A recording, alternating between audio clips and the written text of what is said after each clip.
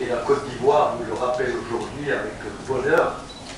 Et le Sénégal est en train de préparer lui aussi une sorte d'autoroute magnifique vers la production, sans parler de ce qui se fait aujourd'hui au Cameroun, ce qui se fait au Congo. Il y a comme une sorte de printemps de la production africaine qui est en train de se préparer, pour lequel le Maroc, depuis quelques années, a pris quelques avances.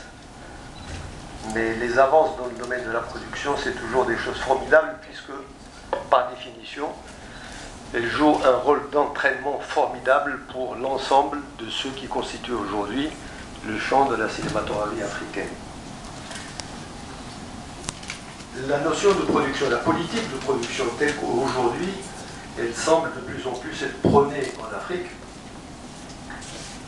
n'a de sens que si nous résolvons ensemble, en partenariat, j'allais dire, l'équation suivante, c'est quel est le statut de l'État dans des politiques censées être autonomes, indépendantes et créatives de la part de ceux qui font le cinéma.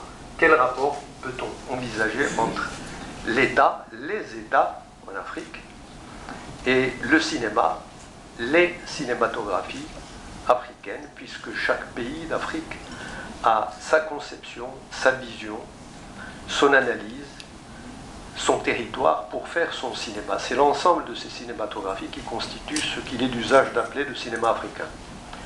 L'État et le cinéma en Afrique, c'est un thème tout à fait normal,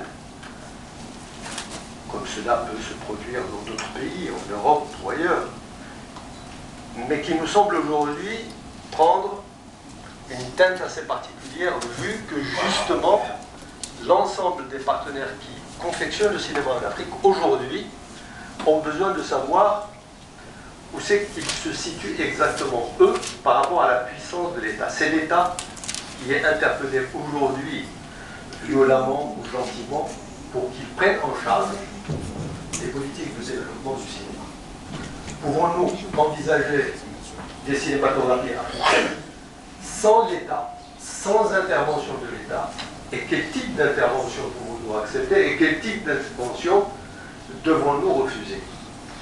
Ou pouvons-nous envisager au contraire un développement complètement libre des cinématographies africaines sans même solliciter l'État? Cette deuxième façon de poser est une façon tout à fait formelle. En fait, rien aujourd'hui n'est possible sans l'État en Afrique.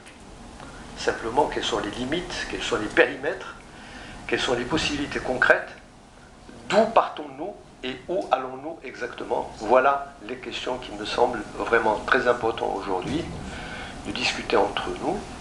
Et effectivement, si nous arrivons à un consensus, à un certain nombre de problèmes importants, il serait essentiel que, à l'issue de ce festival, nous puissions porter aux différents États d'Afrique ce que nous pourrions appeler, dans quelques jours, les recommandations du Festival de Khoudiga et de la communauté des cinémas africains. Pour ce faire, j'ai demandé à deux personnalités connues et confirmées en Afrique, le directeur général du cinéma du Sénégal, M. Yves Diaz, à ma droite, qui est en train de faire aboutir un excellent travail au Sénégal, de s'interroger devant nous sur justement ce statut de l'État dans son rapport avec le cinéma au Sénégal, et peut-être aussi d'élargir sa réflexion vers l'Afrique. Et j'ai demandé à l'un des cinéastes les plus importants en Afrique aujourd'hui, Basek Bakobio, qui a déjà une filmographie assez consistante, qui a fait au cinéma tout ce qu'un cinéaste africain peut faire, c'est-à-dire produire des films chez lui au Cameroun, coproduire, et parfois avec des budgets assez respectables, des productions avec la France, avec des pays d'Europe, connus aux États-Unis. Il a un peu bourlingué dans le domaine du cinéma depuis 10, 20 ou 25 ans. Et son expérience, il l'a mise aussi au service de son État, le Cameroun. Il a eu des responsabilités dans cet État.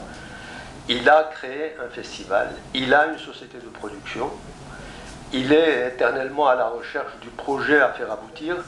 Et cette expérience-là me semblait un thésaurus assez intéressant pour que je lui demande, lui aussi, de réfléchir à haute voix avec nous sur la relation entre l'État et le cinéma en Afrique.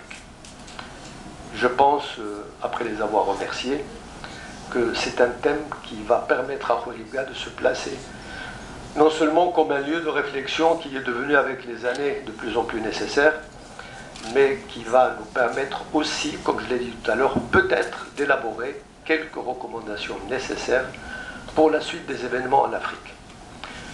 Je passe sur ce la parole à M. Hugues Diaz, directeur général de la cinématographie sénégalaise.